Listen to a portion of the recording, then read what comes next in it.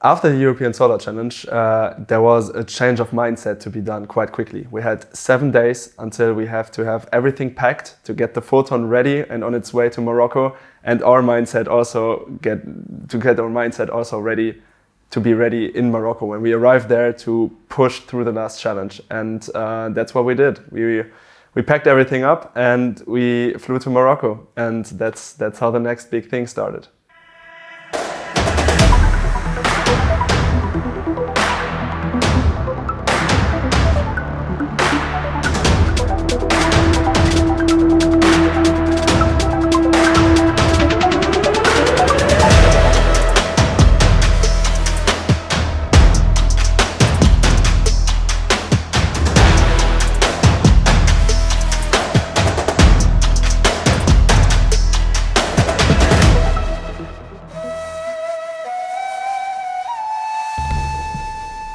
The time that we had left, which was only roughly a week until the Covestro Photon has to leave for Morocco, was really critical time because we learned a lot during the race.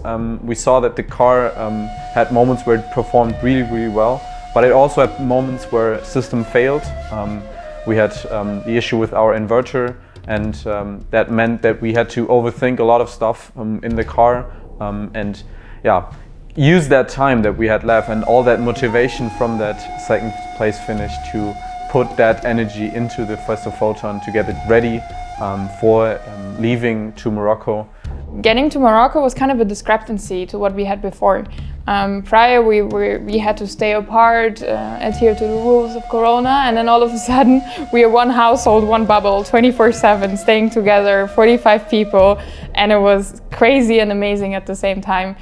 We stayed in a hotel or hostel with amazing food and you know, beach right around the corner. Not that we used that so much, we had too much other stuff to do, but we had an amazing time getting to know each other even better than before. When we got to the stadium, we finally got to meet the whole Solar family. And I think this is one of my favorite parts about solar racing, is that yes, on one hand it's a competition, but on the other hand it's one big family, every single team building their own car. Everyone had their cars there, their workshops there. We had a soccer tournament and a tandem race against all the other teams, and just to get to know them, you know, they have the same spirit as us. They have the same ambitions and goal to showcase this kind of mobility, and it was just so cool to get to know even more people that have that same mentality. Today is Sunday, one day before the race starts, and in the last 2 days we passed the scrutineering process, which is the technological way to check the car and to check if it's safe and if it's ready for the race from the organizers, which we, as said, passed quite successfully. And today we're having the dynamic parkour, where the car has to show that it can drive in a dynamic way and in a safe way, of course. And we also have qualifying rounds where we're going to decide who has the fastest lap on the course, which is all around the stadium.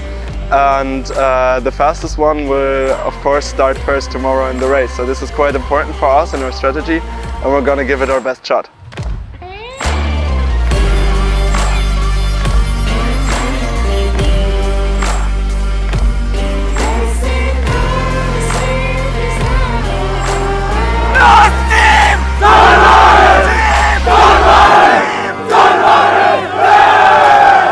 Before we could start in our lab, we had 2 other teams that already set their times. So we had a benchmark or a set time that we had to overcome. And there were times that we're really confident that we can beat it. We had a few test runs the days before on the qualification lap, so we knew what the speed that we can drive on that track were, and we knew that we can go faster than that. We had a really, really good car that could corner the track really, really well, and we had a really professional driver that knows the limits of the car quite well and knew how to get around that track. Let's rock and roll! So Leute, ihr braucht jetzt alle starke Nerven. Ja, und ihr müsst euch wirklich gut festhalten, es wird hier sehr beweglich.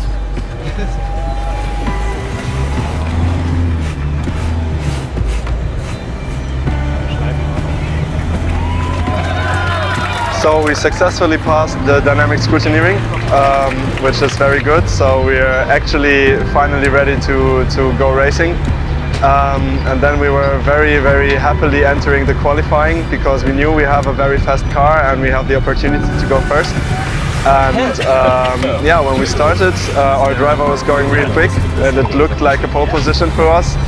But while driving the ideal line of the track and hitting every apex perfectly, there was a tree stump on the road, which we didn't see because it was covered in grass. And our driver also unfortunately didn't see it and hit that tree stump with the left outer wheel.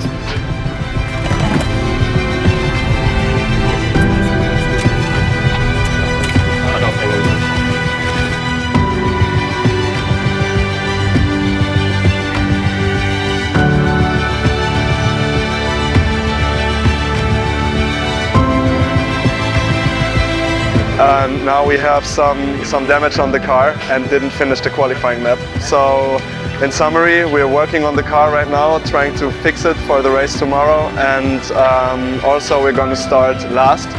But we know we have a good car, so this is a long race and this shouldn't be a problem, and we are quite optimistic that the car will be running on 3 wheels again tomorrow morning. Qualifying was like one of the toughest days I ever had.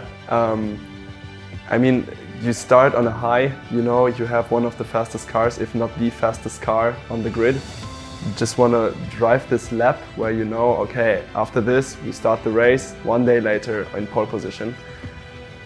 Well, yeah, and then our driver did exactly that, up until this one curve where a tree stamp was in the way of the Photon and abruptly stopped the car and the lap.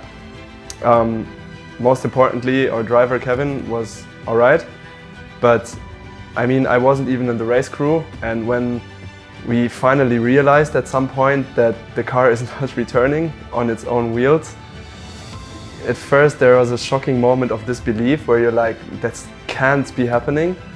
Then you see the first people starting to run. I don't even know where. I think some of them were running back to the workshop. Some others were running next to the track. I also started running at this point. I was like, okay, I just want to see it. I just want to help if I can help in any way. And after like running around the stadium, I arrived at the place where the accident happened. And I saw it to myself. I mean, there was a tree stamp at the side of the road, underneath some grass and some, yeah, let's say some plants, so that you couldn't have seen it, but it was on the road. And because Kevin took this corner so perfectly, he hit that first apex so good, and he dragged the car out to the last centimeter of street. And on this last centimeter of street, there was this tree stamp. And so the car just ran over that tree stamp at a really high speed, and the whole left side of the car got destroyed. I mean, we're talking about a broken battery, we're talking about a broken outer shell, carbon fiber parts everywhere, and a broken suspension system. And I mean, you gotta be lying if you say we knew directly, okay, we're gonna repair this and we're gonna start a race. I mean, at this point, I don't know, I think I was holding back my tears, sitting somewhere around that car. I was thinking like, okay, that's it. Honestly, that's it.